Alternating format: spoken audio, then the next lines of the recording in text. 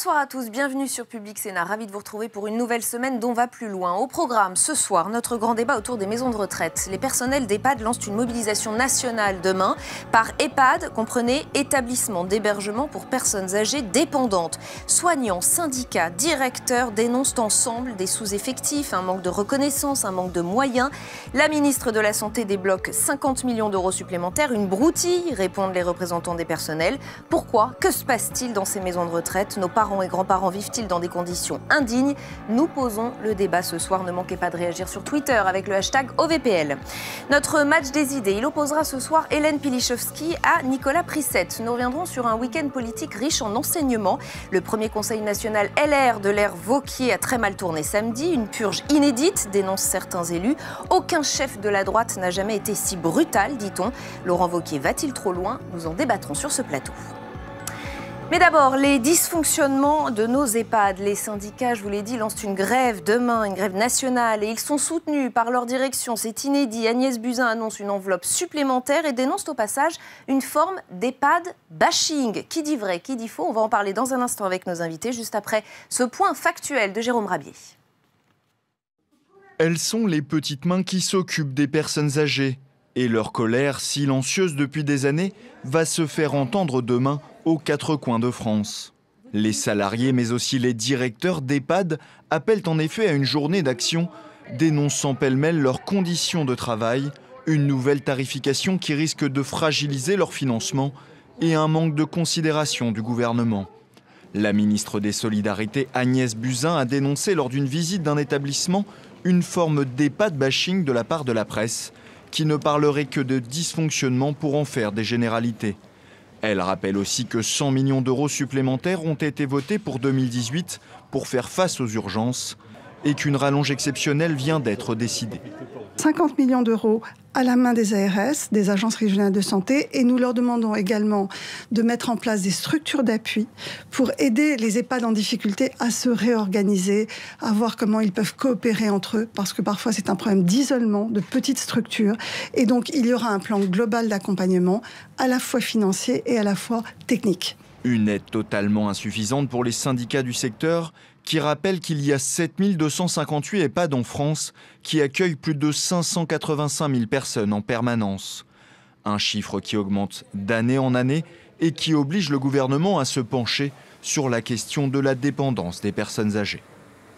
Et avec nous pour aller plus loin ce soir, Pascal Boitard, bonsoir. Bonsoir. Vous êtes secrétaire d'État chargé des personnes âgées et de l'autonomie sous le quinquennat de François Hollande. Merci à vous d'être ici ce soir. Philippe Crépel, bonsoir. Bonsoir. Vous êtes porte-parole de la Fédération CGT de la santé et de l'action sociale. Et Valentine Trépied, vous êtes docteur en sociologie à l'École des hautes études en sciences sociales et spécialiste du vieillissement en EHPAD.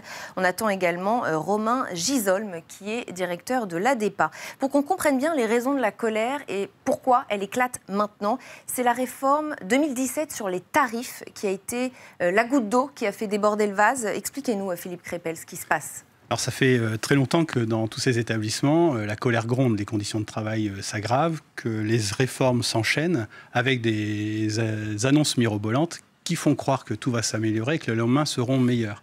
Et que concrètement, ces personnels continuent à voir l'ensemble de leurs conditions de travail se dégrader, continuer à être en frustration sur leur capacité à bien prendre en charge les personnes âgées.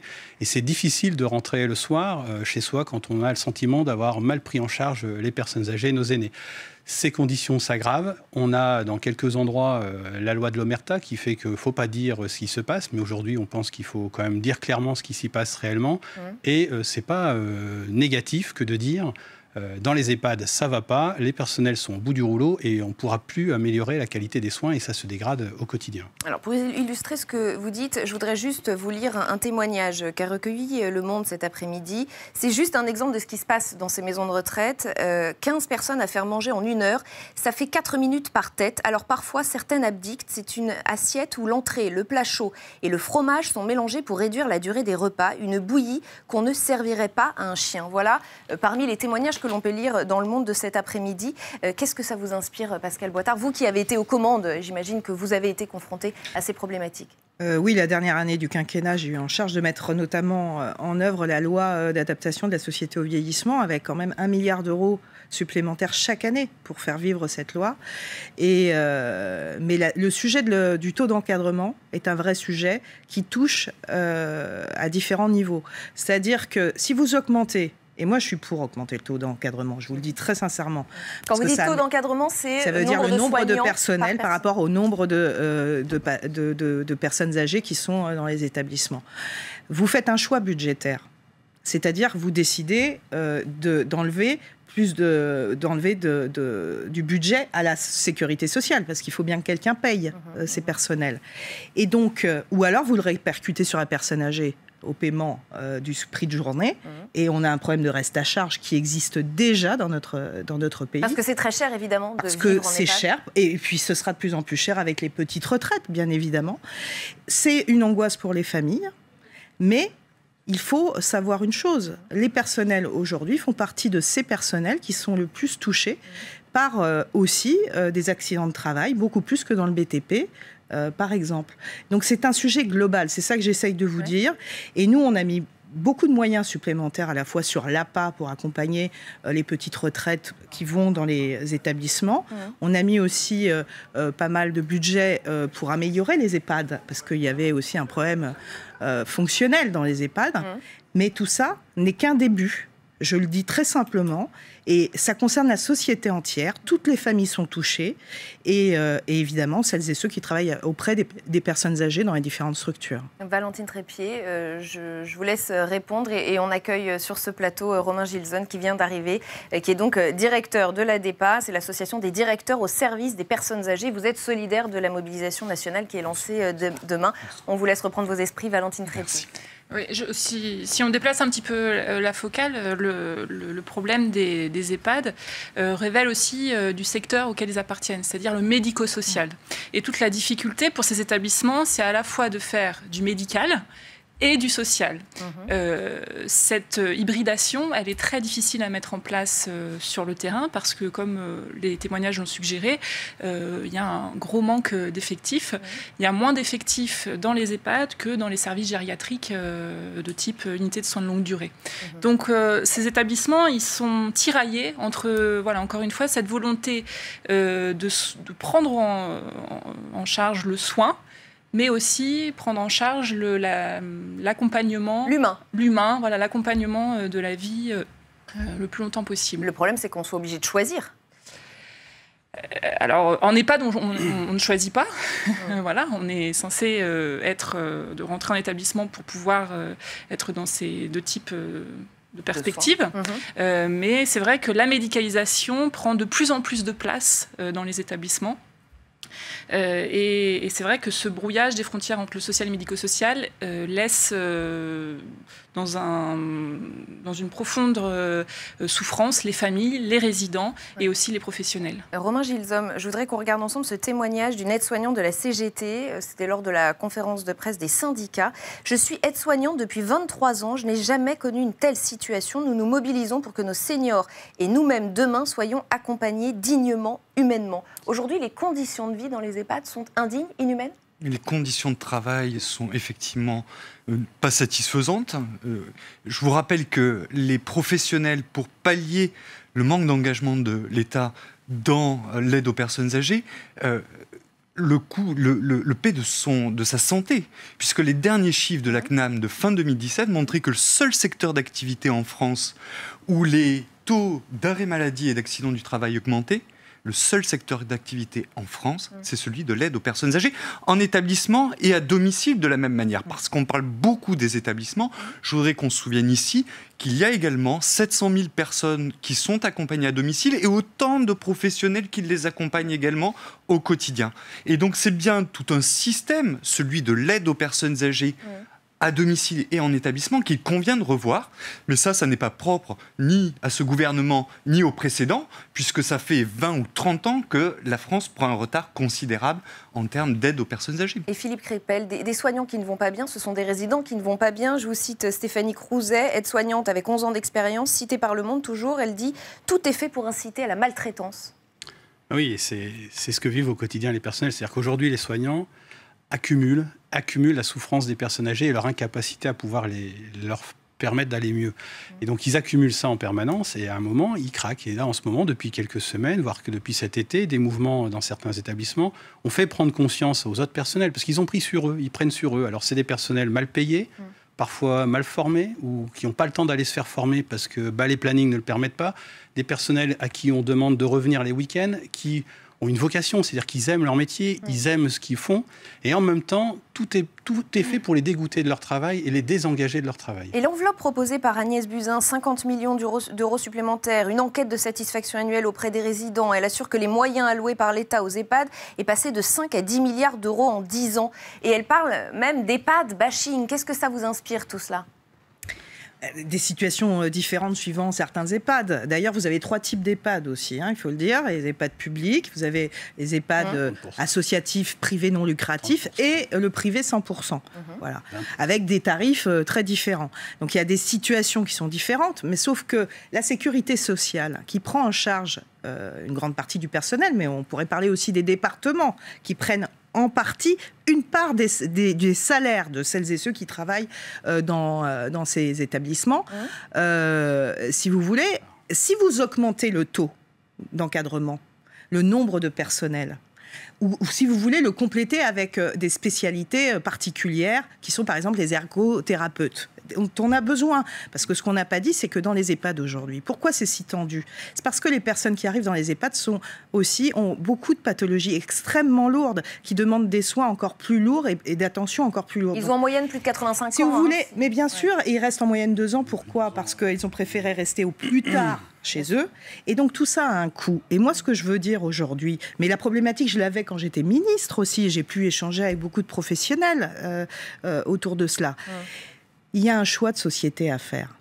Il y a un choix de société à faire. Est-ce qu'on veut considérer que nos anciens ne servent plus à rien dans ce pays ? Absolument. Est-ce qu'on considère qu'ils n'ont servi à rien pour ce pays ?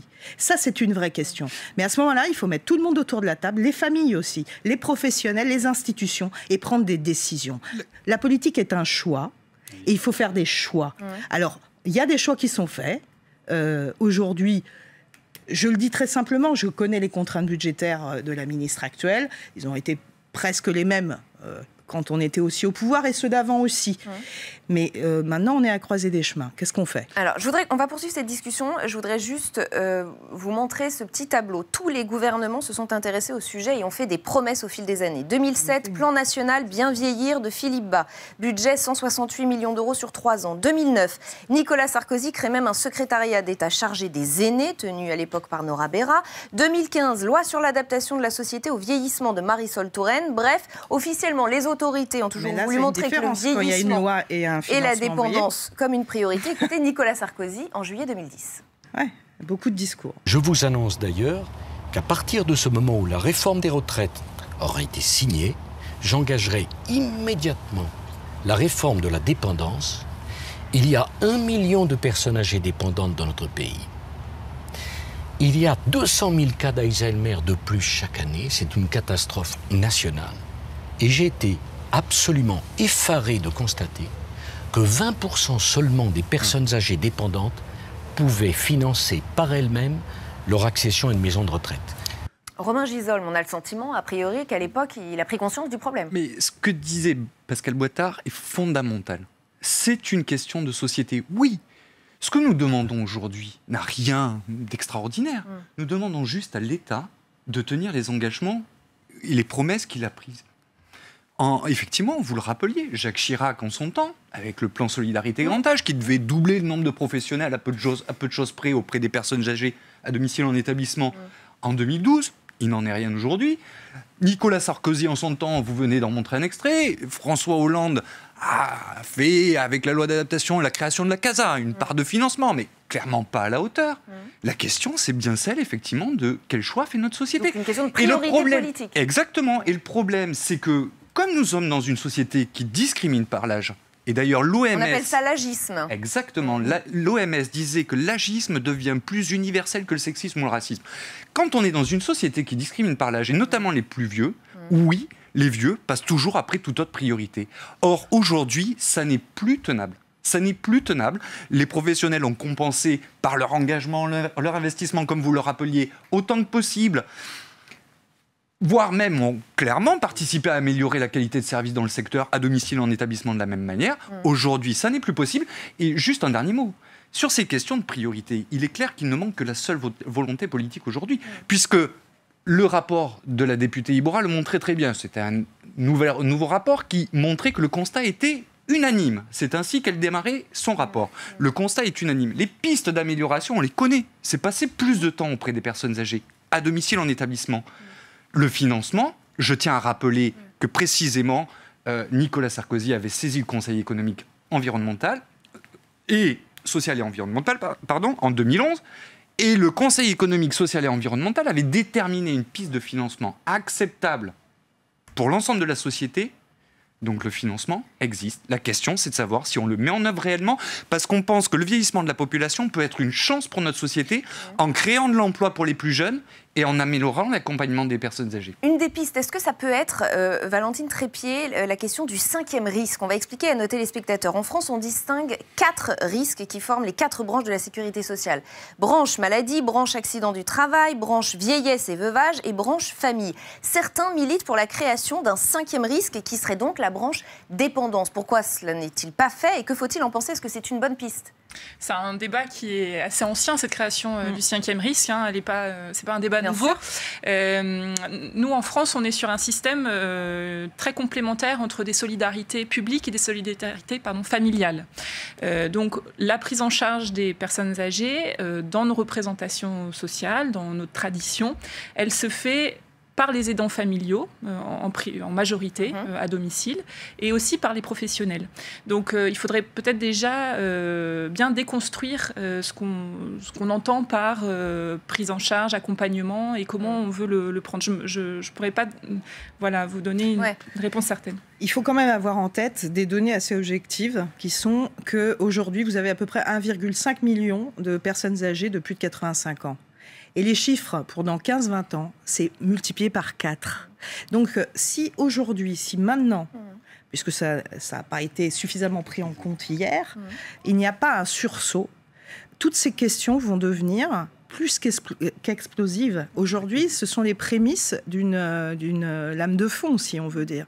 Et c'est vraiment... Lorsque je disais prendre en compte l'ensemble des acteurs du secteur, comme on a pu le faire dans la construction de la loi ASV, mais qui n'était qu'une étape, si vous voulez, ce serait passer à côté d'une catastrophe qui va être nationale. Et à ce titre-là, Philippe Crépel aussi, peut-être. Juste un mot, à ce titre-là, les annonces de la ministre, qui sont à la fois très tardives et hâtives, compte tenu de la proximité avec l'événement national qui est tout à fait inédit dans le secteur, inédit, sont certes encourageantes parce qu'il semble que l'État se rende compte qu'il se passe quelque chose, par contre extrêmement inquiétantes.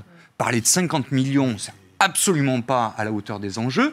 Et pire, l'Élysée a indiqué ne pas vouloir recevoir de délégation de la part des 7 organisations syndicales, plus la DEPA.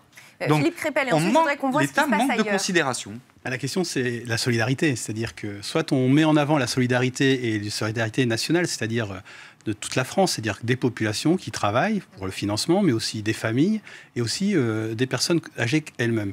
La question de la solidarité, elle est de moins en moins présente. Si on ne répond pas dans les mois qui viennent au cataclysme qui s'annonce, c'est le secteur libéral qui aujourd'hui prend une place de plus en plus importante et qui coûte de plus en plus cher aux familles, qui prend une part de la prise en charge des personnes âgées.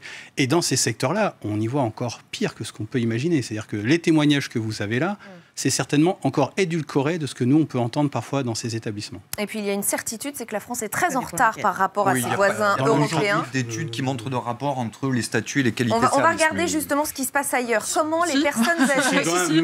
Du retour qu'on a des personnels, c'est pas le même discours. Le personnel soignant est moins important en EHPAD privé que dans le public. Précisément, effectivement, une part des budgets qui sont ceux pour le soin sont déterminés par l'État, quel que soit le statut. Donc c'est l'État qui va de toute façon vous dire combien vous aurez de professionnels aux côtés des personnes âgées. C'est pas logique non plus que la prise en charge des personnes âgées vienne nourrir des actionnaires. Nous, on trouve ça totalement anormal pour la CGT. Après, ça doit être un service public, 100% public. Or, aujourd'hui, on est dans une société où l'activité commerciale n'est pas... En tout cas, c'est pas celui que nous Et on voit que le public n'y arrive pas. Alors, on va regarder justement ce qui se passe ailleurs. C'est Julie Hulin qui est allée voir comment les personnes âgées étaient prises en charge ailleurs. Regardez.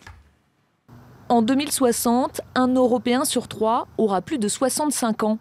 Une population vieillissante et un enjeu, celui de la prise en charge de la dépendance. Face à cette réalité, tous les pays sont loin d'avoir la même réponse. Alors que la France peine à rattraper son retard, les pays du Nord sont en la matière encore une fois cités en exemple. Le cas d'école, la Suède.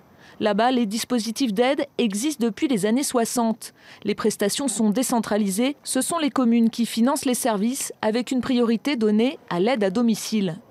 Plus au sud, c'est longtemps le modèle familial qui a primé. En Italie, seuls 1,6% des plus de 75 ans ont accès à des maisons de retraite, contre 5% en moyenne en Europe. Alors que la tradition familiale s'essouffle, les aides-soignantes ont pris le relais. Majoritairement venues des pays de l'Est, elles travaillent le plus souvent au noir. Le système peine à être encadré. Même problématique en Allemagne, des maisons de retraite à la mauvaise réputation très chère et des familles qui se tournent de plus en plus vers des aides à domicile non déclarées venues de Pologne. Face au manque de moyens et de personnel, tous les pays européens semblent se heurter aux mêmes problématiques. De quoi s'interroger sur la nécessité d'une politique commune. Pascal Boitard, qu'est-ce que ça vous inspire de voir ce qui se passe ailleurs et qu'il peut y avoir évidemment pire, mais mieux aussi? Oui, mais d'ailleurs... Quel est le modèle qu'on pourrait suivre, par exemple? Mais il n'y a pas un modèle, parce que d'abord, nous, on a une solidarité nationale qui est différente de celle de tous ces pays qui ont été cités. La sécurité sociale, c'est pas rien dans ce pays. Hein, c'est assez unique dans son genre. Et on a un certain nombre de structures qui n'existent pas dans d'autres pays. Donc ça, mais ces structures, il faut les faire vivre. Et il faut que celles et ceux qui y travaillent, ils puissent y travailler dans les meilleures conditions. Moi, je pense qu'on peut être leader sur pas mal de sujets. On est leader sur pas mal de sujets, mais on est en train de perdre un peu tout cela à force de ne pas faire de choix finalement assez déterminés. Donc moi, je m'inspirais beaucoup aussi du Canada, parce qu'effectivement, lorsqu'on est à domicile et que vous avez une lourde pathologie neurodégénérative, par exemple, il y a besoin d'un personnel 24 heures sur 24. Et il y a des règles dans ce pays aussi, et heureusement, sur le droit du travail, qui font que ce système ne peut pas être transposable. Mais on peut le faire si on fait des accords et ainsi de suite. Vous voyez, il y a plein de choses à inventer, il y a plein de choses à faire, mais il faut s'y mettre, vraiment. Alors, nous, on a commencé. Mais moi, je passe le témoin, vraiment, c'est très important pour l'ensemble de la population, pas que pour les personnes âgées, pour elles bien évidemment, mais leurs familles, les jeunes générations, et puis très égoïstement pour nous tous, parce que nous aussi, on est en train de vieillir. Valentine Trépied, quand on voit l'exemple du Danemark, qui privilégie la maison de retraite à l'hébergement à domicile, et tout cela pour moins de 1 500 € mensuels. Ils ont un modèle unique au Danemark. Qu'est-ce qu'il faut en penser? Le modèle des pays nordiques fonctionne sur un très fort taux d'imposition des ménages. Donc c'est difficile de comparer la situation française avec celle des situations de l'Europe du Nord. Non, je pense que pour revenir un petit peu sur ce qui a été dit, il faut peut-être aussi réfléchir à la manière dont on dénomme ces personnes âgées dans notre société. On les appelle des personnes âgées dépendantes, ce qui est très dévalorisant, très discriminant. On jette un véritable discrédit sur ces populations. Je vous rappelle que la dépendance, ça désigne une relation de soumission à une addiction. Alors, ce terme a été rattaché aux politiques de la vieillesse, mais je crois que la question des représentations sociales impacte ensuite l'accompagnement que l'on réserve à nos aînés. Romain Gisholm, vous êtes d'accord, les mots sont importants? Mais absolument. La façon dont on nomme les choses dit quelque chose de comment on se représente le monde. Et aujourd'hui, clairement, oui, on pense que les personnes âgées coûtent, pèsent, sont plus dépendantes que nous ne le serions nous. Alors que si précisément nous changeons de regard, nous le considérons comme pouvant être une chance, le fait que le vieillissement... Je vous rappelle que nos sociétés ont quand même souhaité qu'une chose pendant nombre d'années, c'était vivre plus longtemps. Oui, on se souhaite tous de vivre plus longtemps. Eh bien... Oui, la vieillesse peut être un vrai avantage pour notre pays dès lors qu'on le considère comme un investissement social. Alors certes, c'est un investissement, donc oui, il faut engager un peu. des financements, mais c'est au bénéfice d'un meilleur accompagnement et d'un meilleur quotidien pour les personnes âgées, je le redis, en établissement et à domicile de la même manière. Et puis, c'est de meilleures conditions de travail pour les professionnels, moins d'arrêts maladie, moins d'accidents. C'est aussi un meilleur accompagnement et un meilleur soutien pour les familles, dont je tiens quand même à rappeler là aussi l'engagement, puisque certaines études montreraient que un aidant sur 3 décède avant la personne aidée. Donc les familles contribuent aussi largement à compenser le manque d'engagement de l'État dans l'aide aux personnes âgées. Donc il faut absolument tenir compte. Philippe Crépel ? Il y a la question quand même du financement et des moyens qu'on y met, parce qu'aujourd'hui, quand on nous parle de 100 millions, 150 millions, on est quand même très très loin des besoins. C'est-à-dire qu'aujourd'hui, il manque peut-être 100 000 personnes dans les EHPAD pour s'occuper des personnes âgées. Si on veut se rapprocher de certains ratios qui existent dans d'autres pays européens, nous, à la CGT, on revendique un soignant pour un résident. Si on veut tendre vers ça, c'est 200 000 emplois qu'il faut créer. Alors quand on dit qu'aujourd'hui en France, c'est 10 milliards, vous estimez à combien c'est 10 le budget milliards, qu'il faudrait ? 10 milliards qu'il faut, et c'est des 200 000 emplois, mais ça peut se faire en plus. C'est ça que vous demandez demain. Les estimations du Conseil économique, social et environnemental en 2011 étaient aux alentours de 3-4 milliards.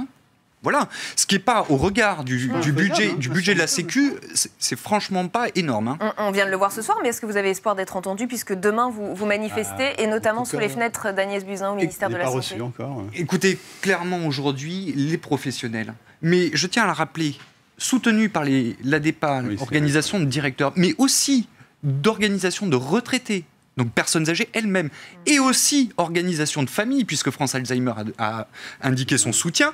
Donc aujourd'hui, ce sont l'ensemble des acteurs du secteur. Donc ça, c'est les professionnels, les personnes âgées elles-mêmes, les familles qui disent que ça n'est plus possible.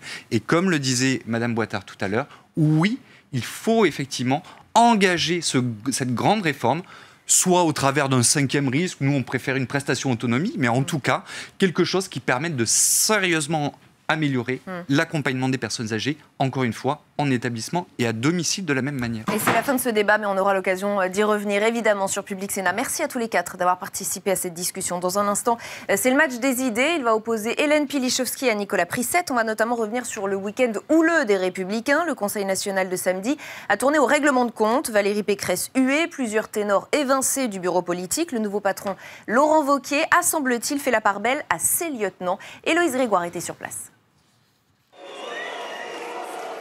C'est l'image forte de ce Conseil national. À peine arrivée à la mutualité, la présidente de la région Île-de-France, Valérie Pécresse, est huée et sifflée par une partie de la salle.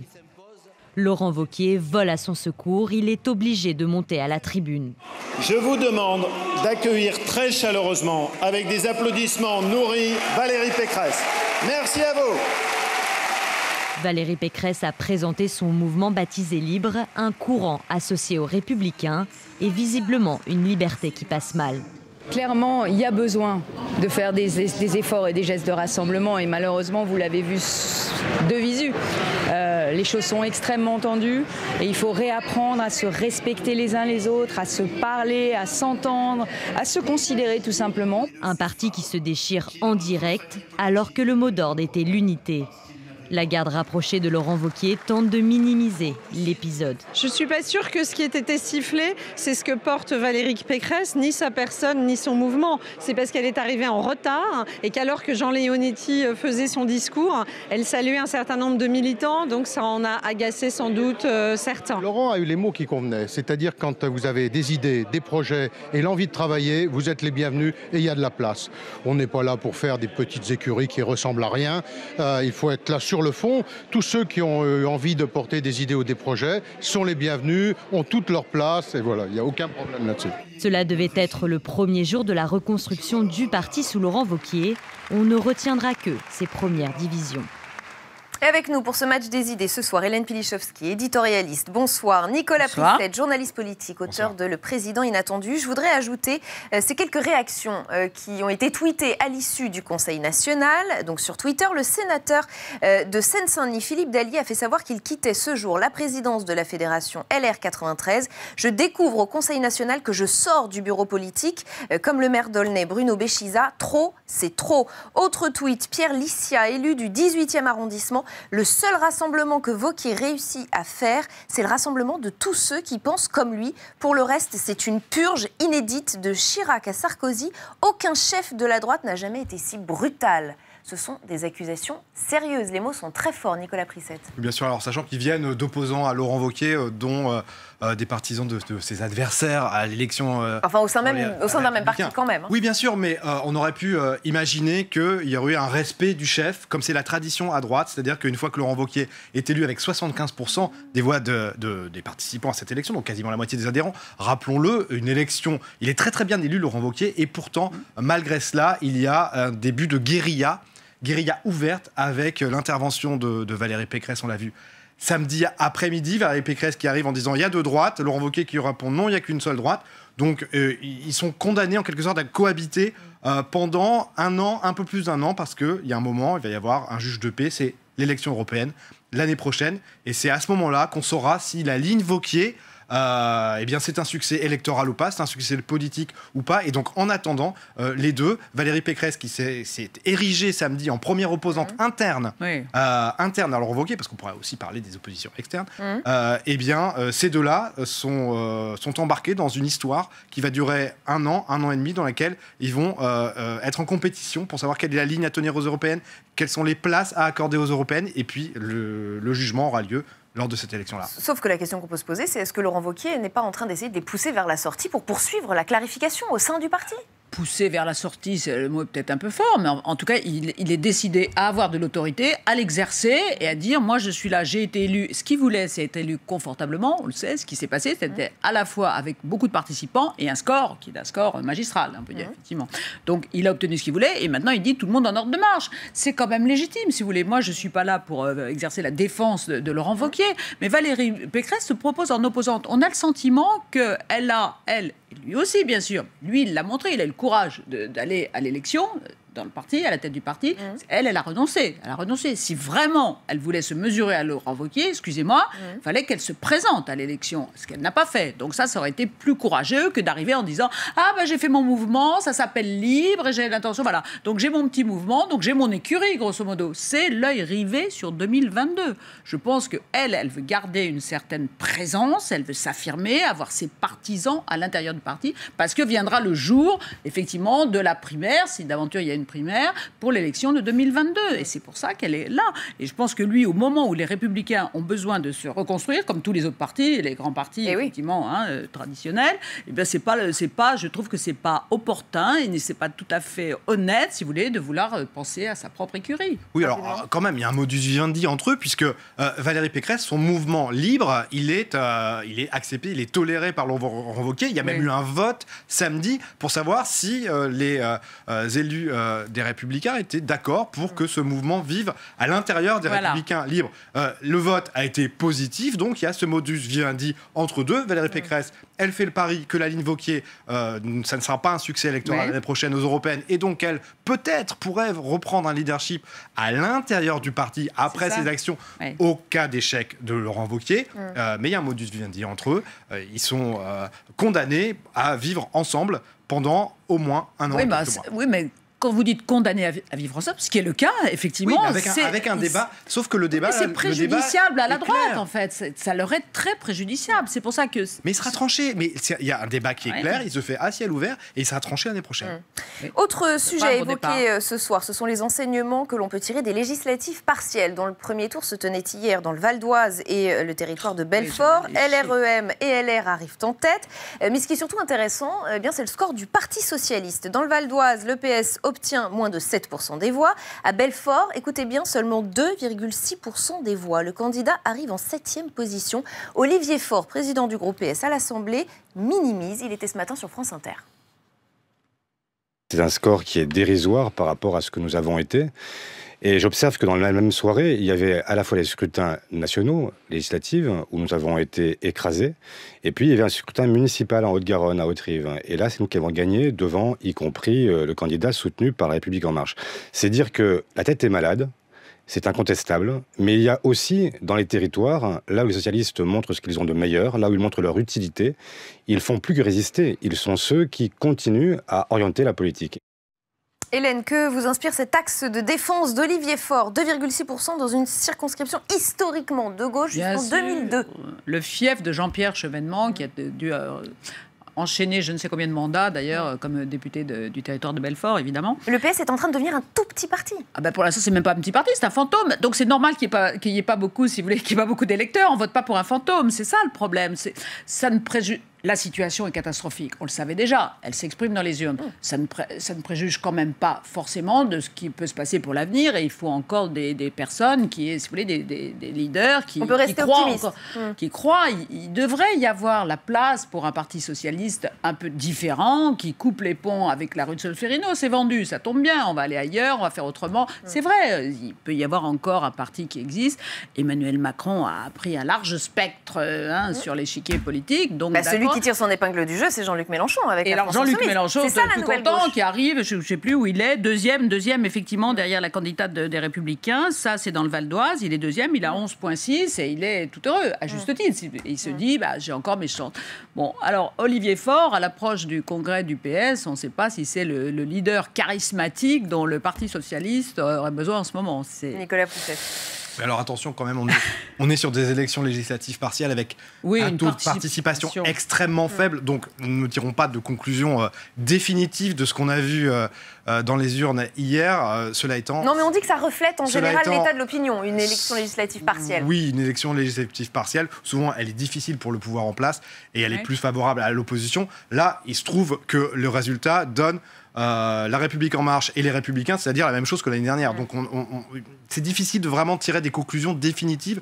Mais il est vrai que les scores dérisoires du Parti socialiste sont à l'image de ce qu'est le parti aujourd'hui, c'est-à-dire un canard sans tête, des membres élus qui restent sur le devant de la scène, qui vont se batailler pour le Congrès, mais sans qu'on puisse distinguer clairement quel est le projet politique qui serait derrière leur candidature, parce que c'est pas toujours très clair, et puis sans qu'on puisse imaginer qu'ils parviennent à s'entendre après. C'est-à-dire qu'ils vont nous faire le remake du quinquennat Hollande, avec d'un côté les héritiers des frondeurs ou ex-frondeurs, de l'autre côté les héritiers d'Hollande, Stéphane Le Foll, et donc on va avoir un débat étriqué sur un parti socialiste qui va nous faire le remake du quinquennat Hollande en plus petit, avec moins d'adhérents, avec moins de militants et avec une colonne vertébrale qui reste totalement à réinventer.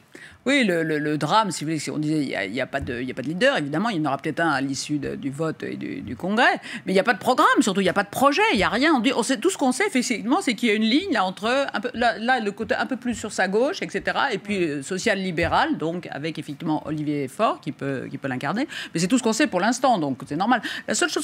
L'autre chose qu'on peut retenir de ces partiels, c'est un tout petit tassement de la République En Marche. Absolument. Alors, peut-être que vous alliez nous poser la question. Exactement, elle était prévue. Non, mais allez-y, je vous en prie. Depuis juin dernier, Emmanuel Macron accumule les échecs électoraux. Voilà, donc ça, alors ça peut toujours faire peur. Je pense qu'effectivement, Christophe Castaner, qui est donc le patron délégué général du parti, doit commencer à se dire, oh là là, pourvu que ça ne soit pas le début d'une glissade. Bon, c'est normal. Mais c'est normal aussi de se tasser, parce que ce qui s'est passé dans la foulée... les élections partielles sont toujours négatives. Voilà. Non, mais les résultats de En Marche... Pour le pouvoir en place. Maintenant, ils sont au second tour. Les résultats d'En Marche, ils ne pouvaient pas avoir les 300 et quelques députés à l'Assemblée nationale, ça ne pouvait pas durer jusqu'à la prochaine. Il va y avoir forcément on fera les comptes au second tour, on verra bien qui est élu, pas élu. Ça, c'était le plébiscite pour le... Vous serez là pour en reparler. On a les tendances, mais c'est pas si mauvais que ça pour la République En Marche. Mais bien sûr que non. C'est très bon. Léger tassement. En revanche, c'est très bon pour les Républicains, puisqu'il y a une résilience de l'électorat des Républicains dans ces deux circonscriptions. C'est eux qui ont le moins perdu d'électeurs en termes de participation. Donc voilà, le constat qui peut être fait... C'était hégémonique. À l'instant, on le parle. Et avant le second tour, c'est qu'effectivement, il y a un électorat des Républicains qui reste mobilisé. Autre dossier ce soir, l'affaire Darmanin. Malgré le soutien renouvelé de tous ses collègues au gouvernement, le cas du ministre des Comptes publics commence à faire tâche pour Emmanuel Macron. Il est visé par une enquête préliminaire suite à des accusations de viol. Une pétition a été lancée par des féministes. Elle demande sa démission. Même son de cloche du côté des Républicains. En revanche, il a le soutien de Manuel Valls, de Xavier Bertrand, mais d'autres également. Écoutez ce que disait ce matin Aurore Berger sur notre antenne. Il ne faut pas que la présomption d'innocence soit balayée demain par une présomption de culpabilité. Gérald Darmanin, aujourd'hui, il bénéficie de la présomption d'innocence comme tous les Français. Alors, il doit démissionner ou il ne doit pas démissionner, Hélène Pilichowski? Pas pour l'instant. Bon, ah non, je suis révoltée. Excusez-moi, Alors, on va inverser les rôles. Je vais prendre la défense des hommes, là. Et si vous prendrez peut-être la défense des féministes, mais alors là, je suis absolument en colère. Parce que quand on lit le récit de cette histoire, si vous voulez, c'est quand même édifiant. Une call girl, une pauvre petite call girl, si vous voulez, qui va essayer de vendre ses charmes pour obtenir des... En fait, attention à ce que vous dites, Hélène. Non, mais vendre ses charmes. C'est pas ce qu'elle dit. Faire du charme, on va dire. On peut faire du charme, tout le monde, on en fait tout. Elle dit que c'est l'inverse. Oui, enfin bon, non, elle est allée demander de l'aide, si vous voulez, pour une condamnation, parce que cette chère... Elle a jamais proposé ses charmes en échange de cette aide. Elle dit au contraire que c'est... Qu'elle voulait un rendez-vous... Selon sa version des faits, que c'est lui qui ensuite lui a fait... Non, mais parce qu'elle a voulu faire effacer une condamnation qui l'obsédait, c'est ce que raconte son mari, parce que la call girl est mariée quand même, et que donc ça l'obsédait, qu'elle avait besoin d'avoir des conseils juridiques. Et lui était conseiller juridique à l'UMP à l'époque. Pauvre petit, il avait quand même 26 ans, vous vous rendez compte? L'affaire est complexe, mais c'est aussi une question politique qui se pose. Il n'est pas mis en examen.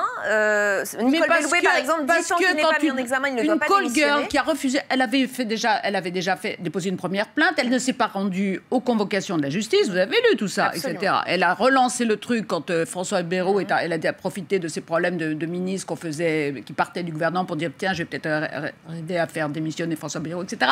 Elle va faire entendre ça. Et puis là, elle a relancé en plus maintenant. Donc vous nous dites elle n'est pas claire et Gérald Darmanin n'a pas démissionné. Je trouve que, si vous voulez, l'accusation qui est portée contre Gérald Darmanin aujourd'hui est trop sujette à quand même, si vous voulez, à discussion, doute, enfin, etc. Il faut regarder ça quand même avec un petit peu de sang-froid, un petit peu de raison, excusez-moi. Ça n'a rien à voir avec les ministres qui ont démissionné à la suite des affaires des assistants des députés européens. C'était quand même autre chose. On ne peut pas appeler ça des malversations, mais enfin, disons, ce qui se passait était relativement connu, su, ça ne faisait aucun doute, ça a été violent pour différentes raisons, d'ailleurs. Donc là, c'est de l'injustice pour Gérald Darmanin. Ah oui, complètement. Et ce qui se passe sur Internet et tout ça, les pétitions des féministes sur Internet, c'est terrible. Non, c'est terrible. Et pas seulement, les Républicains, compte tenu des graves accusations qui sont portées et pour la sérénité de l'action publique, nous pensons qu'il n'a pas d'autre choix que de démissionner. C'est Laurent Saillet, porte-parole des Républicains, qui nous dit ça. Il ferait mieux d'exercer autrement sa fonction d'opposante. Hein. Alors, on